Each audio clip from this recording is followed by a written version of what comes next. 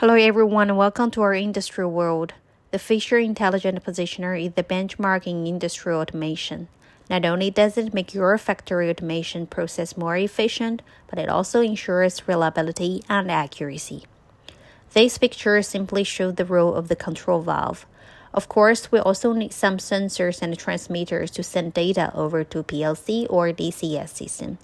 Then through the signal or command from the PLC or DCS system through the internal signal processing and converted into a gas signal into the actuator to promote the valve steam spoon to reach the specified position.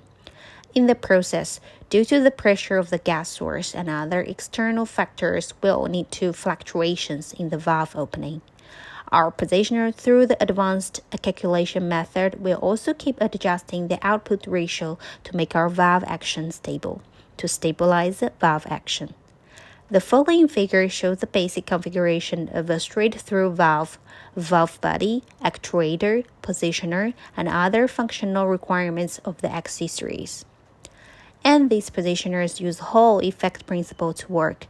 This is the feedback part. We call the magnetic strip component.